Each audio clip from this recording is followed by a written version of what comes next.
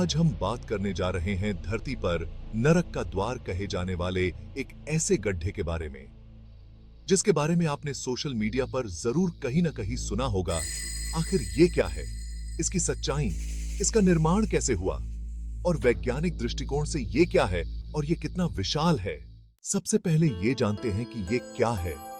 वनों की कटाई और जलवायु परिवर्तन के कारण 1960 के दशक से इसकी वृद्धि में काफी तेजी आई है, जिससे प्राचीन कार्बनिक पदार्थ उजागर हो रहे थे और ग्रीन हाउस गैसें निकल रही थीं, जिससे एक प्रतिक्रिया चक्र में योगदान हो रहा है जो वैश्विक तापमान में वृद्धि को बढ़ावा दे रहा है। बटागायका क्रेटर को समझने के लिए एक महत्वपूर्ण बात यह है कि यह वास्तव में एक क्रेटर नहीं है, बल्कि ये शब्द जमीन में कटोरे जैसे आकार वाली आकृतियों के लिए इस्तेमाल किया जाता है, जो उल्कापिंड से बने चिकसुलभ क्रेटर हो या ज्वालामुखी विस्फोटों या किसी प्रकार के प्राकृतिक या बम विस्फोट से बना हो।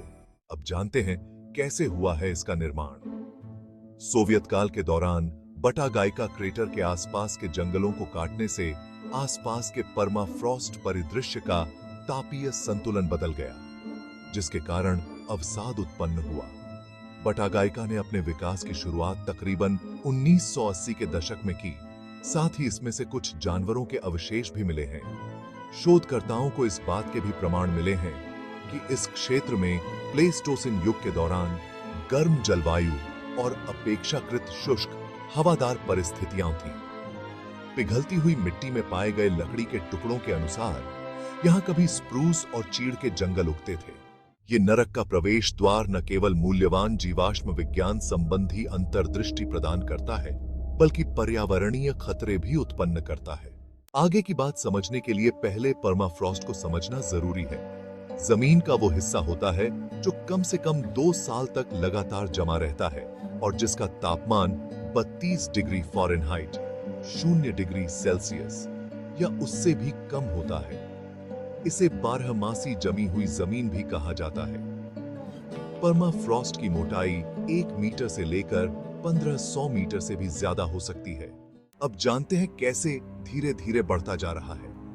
यह गड्ढा आर्कटिक का इलाका बहुत तेजी से गर्म हो रहा है, जिसकी वजह से वहां परमाफ्रॉस्ट पिघल रहा है। यह मिट्टी और बर्फ की मोटी परत है जो हमेशा से जमी हुई थी, लेकिन अब नहीं बांटा गया। क्रेटर असल में गड्ढा नहीं है, बल्कि ये परमाफ्रॉस्ट का एक हिस्सा है जो तेजी से पिघल रहा है। इसे रेट्रोग्रेसिव थॉ स्लम्प कहते हैं।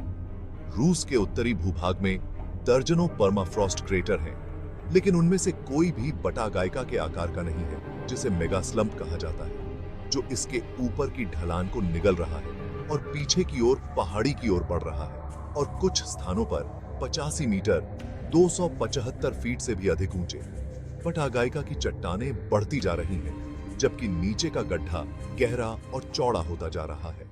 अमेरिका के USGS के अनुसार हर साल जैसे ही तापमान 0 से ऊपर चला जाता है, ये फिर से बढ़ना शुरू हो जाता है। एक बार जब आप इस तरह की किसी चीज को उजागर कर देते हैं, तो इसे रोकना बहुत मुश्किल होता है। बटागे क्रेटर को लोग बटागायका भी बुलाते हैं। इसे कुछ लोग ऐसी अदृश्य शक्तियों को भी जिम्मेदार मानते हैं जो धरती पर लगातार कोई न कोई दिक्कत पैदा करते रहते हैं। मीडिया रिपोर्ट के अनुसार साइबेरिया के लोकल लोग इसे नरक का द्वार भी कहते हैं। साइबेरिया में मौजूद ये नरक का द्वार लगातार बढ़ता जा रहा है। ये गड्ढा और इसमें बना छेद 1991 की तुलना में 2018 तक ही 3 गुना बढ़ चुका है। इसकी खुलासा एक खुफिया तस्वीर को सार्वजनिक किए जाने के बाद हुआ। इसकी सबसे पहली तस्वीर 1960 में सैटेलाइट से ली गई थी। वैज्ञानिक रोजर कहते हैं कि ये एक जमी हुई धूल वाली जगह है। गीली मिट्टी और बर्फ का भयानक जमावड़ा है जो गर्मी से पिघलता है तो बाटागे क्रेटर की तरह स्लंप बनाता है। ये गड्ढा ऐसा है कि यहाँ स्टडी करने से हमारी पृथ्वी का भविष्य पता चल सकता है, क्योंकि परमाफ्रॉस्ट पौधे और मरे जानवर होते हैं। ये सदियों से जमे हुए होते हैं। इसकी वजह से परमाफ्रॉस्ट में कार्बन डाइऑक्साइड और मीथेन जैसी गैस जमा रहती है, वायुमंडल में निकलती भी रहती है।